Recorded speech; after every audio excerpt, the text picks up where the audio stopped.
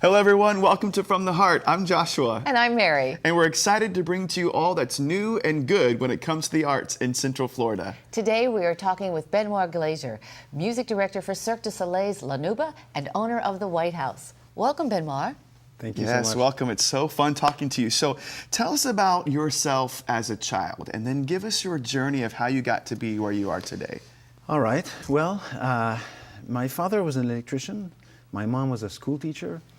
And actually, my dad took this job because he could take long vacations. He worked in a hospital as opposed to the construction or something else, because he could match his vacation to my mom's. And so we would leave, for the whole summer on these pretty extensive canoe camping expeditions, get airdropped to the Great North and then just, go down the river for 6 weeks or so.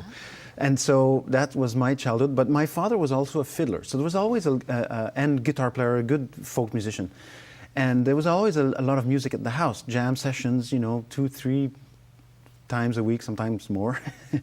And because my dad came from Gaspésie, which is like the east, further, peninsula of, like north of Maine. And it's very specific culture there, and one of which is basically partying, and partying with like I'm talking about like 3-day party with constant music all the time around a campfire. That like sounds basically, wonderful. yeah, it's very rural, and but it's very cool. And so in any case, at some point when I was about 12 years old, I expressed some interest. Up to that point, I always just listened and never said a word, and I was pretty quiet. So you got to go to these 3-day parties in the woods? Yeah, well, it was in a village, but I mean, yeah, it was, yeah. It's cool. Yeah. Cool folks. Well, yeah. In any case, when I expressed interest in participating in the jam sessions and the music making, my dad kind of took me by the ear to a jazz guitarist in town because he couldn't read music. And he says, well, the first thing you're going to do is learn how to read music. So that was a summer.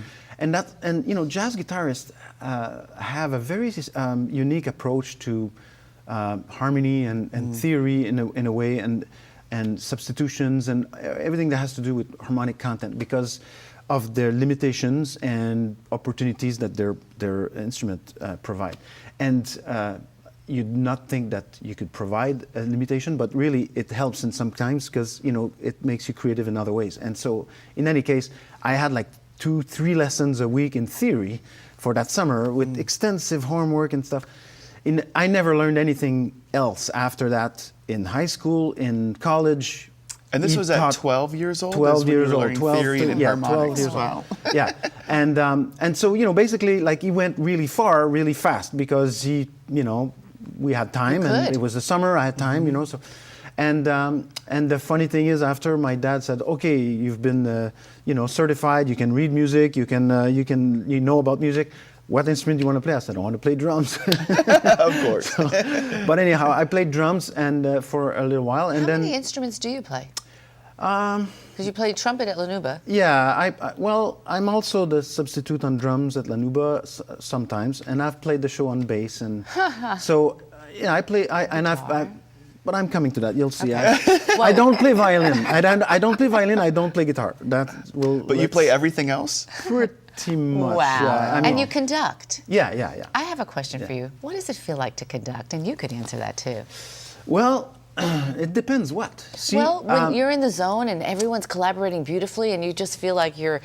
No, but what I mean is that... It's a big responsibility. It depends what you're conducting. It depends on the situation. I'll tell you, like, let's say, for example, at La Nouba, I conduct, it's all on, it's very technical. It's all on headphone and microphone. And then, and I do a lot of visual cueing too, but mostly for the lighting director and all that stuff.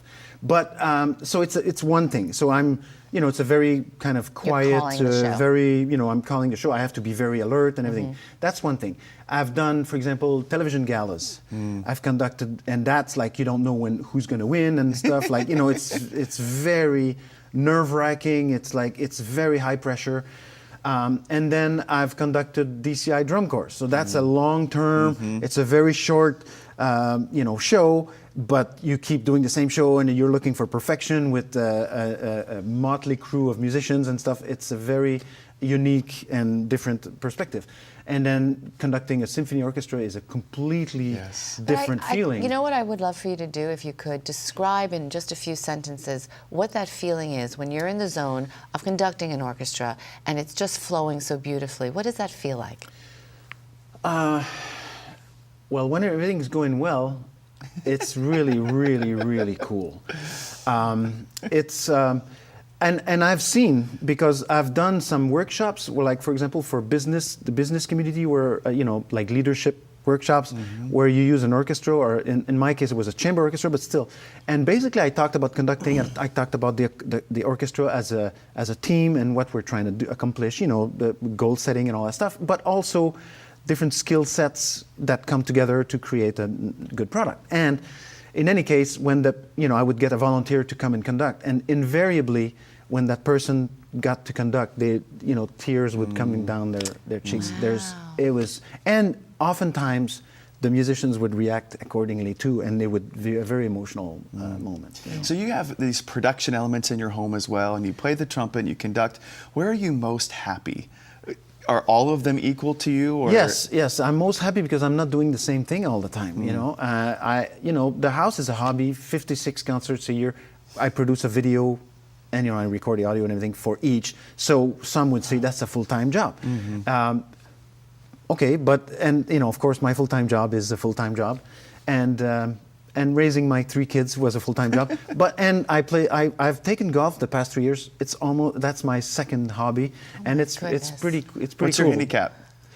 I'm in the high teens still, because it's only been 3 years, but I'm good. practicing every day, and so golf, trumpet, it's exactly the same thing. You know what our handicap is? Time. We're just about out of time. Yes, I hate it. However, we are coming back with you. You have just been awesome to speak with, and we've got more coming. Thanks Thank so you. much.